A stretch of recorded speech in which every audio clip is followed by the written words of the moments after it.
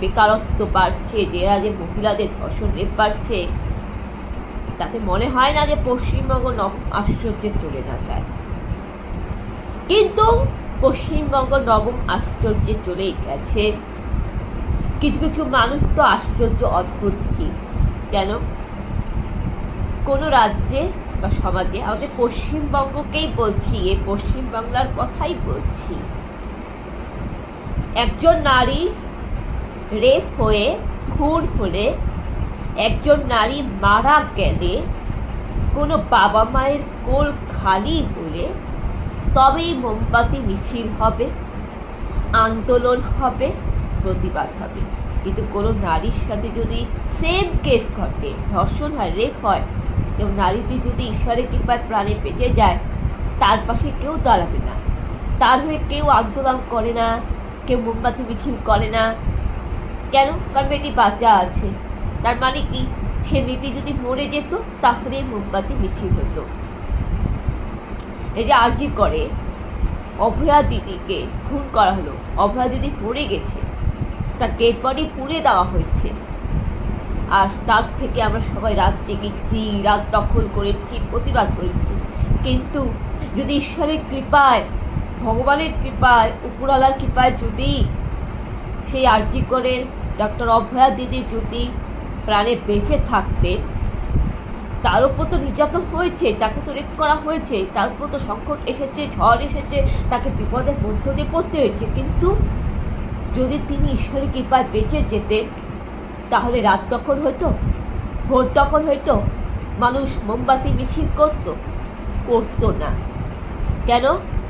কেন? প্রবাদ বাক্যেই আছে, থাকতে দিল না তামার আংটি, মরলে পরে হীরের আংটি। এটাই হচ্ছে মানুষের স্বভাব। থাকতে দিল না তামার আংটি, মরলে পরে হীরের আংটি। কেন? একটা নারী, একজন মেয়ে তার ইজ্জত হারিয়েছে, সম্মান হারিয়েছে, একটা নারীর একটা মেয়েকে রেপ করা হয়েছে, কিন্তু সে নারী যদি পৃথিবী ছেড়ে চলে যেত, কোনো মা বাবার কোল যদি খালি হতো, মা বাবা তার মেয়েকে হারাতো, সন্তান হারা হতো, তাহলে নাকি আন্দোলন হয়, মোমবাতি মিছিল হয়, কারণ সে নারীটা মৃত্যু, মরে গেছে। কিন্তু কোনো নারী যখন বিপদের মুখে পড়ে, কোনো নারীর সাথে অন্যায় অনাচার হয়, অবিচার হয়, সে নারী যখন ঈশ্বরের কৃপায় জীবিত আছে, জিন্দা আছে, তার হয়ে কিন্তু কেউ থাকে না, কেউ মোমবাতি মিছিল করে না, কেউ আন্দোলন করে না। এই যে আইন কলেজে একজন আইন ছাত্রীকে রেপ করা হলো, মালবাজারবাসীর কি উচিত ছিল না প্রতিবাদ করা, আন্দোলন করা? মালবাজারবাসী কেন আন্দোলন করছে না? মালবাজারবাসী কেন প্রতিবাদ মিছিল করছে না? কেন? মেয়েটি জিন্দা আছে বলে, বেঁচে আছে বলে। আজকে যদি সেই মেয়েটি মরে যেত, কোনো বাবা মার কোল খালি হতো, তাহলে কি মোমবাতি মিছিল হতো? তাহলে কি রাত দখল, ভোর দখল হতো? মালবাজারে থাকতে দিল না সোনার আংটি, তামার আংটি থাকতে দিল না, মরলে পরে হীরের আংটি। এটাই প্রবাদ বাক্য এখন ট্রেন্ড, এটাই কি এখন পরম্পরা চলছে? আমি প্রশ্ন করছি মালবাজার শহরকে,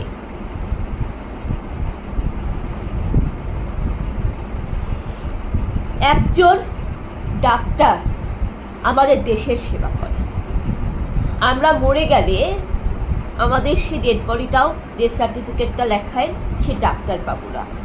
আমাদের জ্বর সর্দি কাশি হলে ওষুধ দেন ডাক্তারবাবুরা। রাত্রিবেলায় যদি আজকে আমার মা, আমার বাবা কোনো অসুস্থ হয়ে যায়, তখন তো সেই ডাক্তারের কাছে না নিয়ে যাব। রাত্রি 2টার সময় হয়তো কোনো কারণে আমার হার্টের সমস্যা হতে পারলো, কোনো কারণে আমার শ্বাসকষ্টের সমস্যা হতে হলো, তখন আমি অক্সিজেন নেওয়ার জন্য আমি হসপিটালেই যাব। মানুষকে সুস্থ করে, রোগীর চিকিৎসা করেন, এমনকি প্রধানমন্ত্রীকেও চিকিৎসা করেন কে? ভগবানের গুরুকেও চিকিৎসা করেন, সুস্থ করেন কারা? ডাক্তাররা। আর সেই মহিলা ডাক্তারকে যদি হসপিটালে অন ডিউটি অবস্থায় রেপ হতে হয়, ধর্ষণ হতে হয়, এর থেকে মর্মান্তিক, এর থেকে খারাপ, ন্যাক্কারজনক ঘটনা হতে পারে না। এবং সেই ডাক্তারকে খুন করে দেওয়া হয়েছে। সেই ডাক্তারকে ডেড বডি প্রমাণ লোপাট করা হয়েছে। আজ অব্দি অভয়া দিদি বিচার পায়নি, আজ অব্দি আর্জি করে তিলোত্তমা বিচার পায়নি। এই অন্যায়ের বিরুদ্ধে প্রতিবাদ হওয়া দরকার ছিল। আমরাও প্রতিবাদ করেছি, রাত দখল করেছি, ভোট দখল করেছি, এমনকি বাড়িতে অন্ধকার করে লাইট অফ করে তার স্মৃতি জ্বালিয়েছি, শঙ্খ কাসর ঘন্টা বাজিয়েছি। অভয়া দিদি ফুলের বাগান তৈরি করতে ভালোবাসতো, আমরা ফুলের বাগান তৈরি করেছি। কিন্তু কিন্তু কি হচ্ছে?